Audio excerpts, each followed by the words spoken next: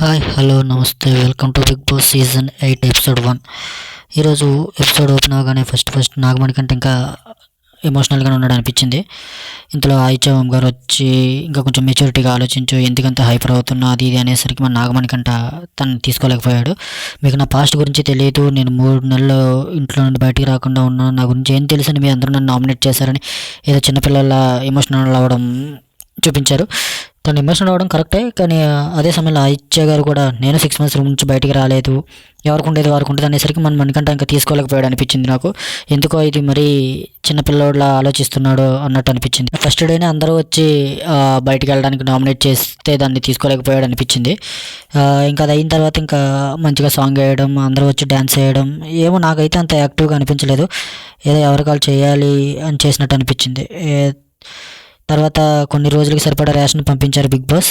ఇంకెలాగో captain లేరు కాబట్టి ఎవరికి వారు ఇంటి పనులు పంచుకుని కొంతమంది కిచెన్ అని, కొంతమంది వాష్రూమ్ క్లీనింగ్ అని, కొంతమంది బెడ్రూమ్స్ క్లీనింగ్, ఇట్లా ఎవరికి వాళ్ళు పనులు షేర్ చేసుకోవడం స్టార్ట్ చేశారు. ఇంతలో శేఖర్ భాష ఆరెంజ్తో ఆడుతుంటూ ఆయనతో కలిసి కొంతమంది కూడా ఆడారు. బట్ సోనియాకి మాత్రం కొంచెం అగ్రెసివ్ అయ్యారు. కాసేపు అలా ఆరెంజెస్ క్యాచ్ పట్టుకోవడం గురించి గొడవ జరిగింది. తర్వాత ఇద్దరు షేక్ హ్యాండ్ ఇచ్చుకొని నవ్వుకోవడం జరిగింది. ఇంతలో బిగ్ బాస్ క్యాప్టెన్ లేడు కాబట్టి ఆ ప్లేస్ని భర్తీ చేయడానికి ఒక టాస్క్ పెట్టి 3 చీఫ్లు ఎన్నుకోమని బిగ్ బాస్ చెప్పగా, చీఫ్ కలర్స్ ఉన్న వీలు ఒకటి తిప్పుతారు. వచ్చిన కలర్స్ని బట్టి వారి నుంచి ఉన్న బెల్ట్స్ని కట్ చేస్తారు. అలా చేస్తూ ఎవరు కాలు కింద పెడతారో వారు అవుట్ అన్నమాట. నైనిక మాత్రం మంచి టఫ్ ఇచ్చిందని చెప్పాలి. నాకు మాత్రం భలే ముచ్చట వేసుకొచ్చింది నైనిక ఆడ చూస్తే. కానీ నైనిక లాస్ట్కి తన హెడ్ కింద తగలడం వల్ల తన కింద పడిపోయింది. తర్వాత నిఖిల్ ఫస్ట్ చీఫ్ అయ్యారు.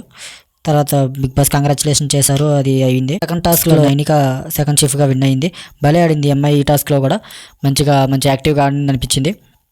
ఇంకెవరైతే మిగిలి ఉన్నారో వారిలో ఎవరు ముందుకు వెళ్ళాలి, ఎవరు ఆగిపోవాలా అని నైనికాని నిఖిల్ని ఫైనల్ చేయమని బిగ్ బాస్ ఆదేశాలు జారీ చేశారు. ఏవో స్ట్రాటజీలని, గేమ్స్ అని, అవి అని ఇవని ఏదో మాట్లాడుకుని నబిల్ని, బేబక్కని, శేఖర్ భాషని క్రష్ చేశారు. ఇంకా మిగిలిన యష్మి గౌడని మాత్రం 3వ చీఫ్గా చూస్ చేశారు. ఈమె కూడా ఏమైనా టాస్క్ పెట్టుండి 3వ చీఫ్గా అయి ఉంటే బాగుండి అనిపించింది. ఏదో ఓన్గా సెలెక్ట్ చేసి తీస్తే అది పెద్దగా అనిపించలేదు. అదే విషయం మీద మన సోనియాకి కూడా నచ్చకపోవడం జరిగింది. నచ్చకపోతే తను కూడా మాట్లాడింది, ఏ పాయింట్ మీద మీరు తను చేశారు, మిగిలిన వాళ్ళు ఇంకా ఉన్నారు కదా అని.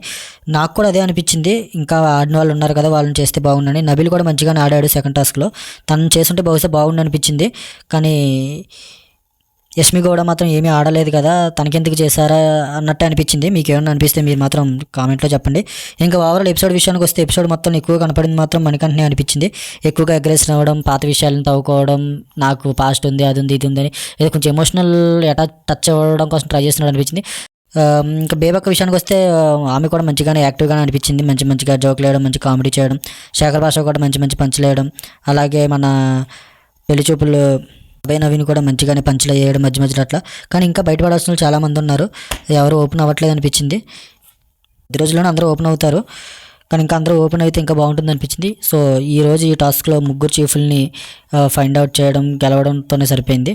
సరే, నెక్స్ట్ ఎపిసోడ్లో మళ్ళీ కలుద్దాం. ఎవరు ఏం చేస్తారా ఏంటో అనేది. అంతవరకు బాయ్, జై హింద్.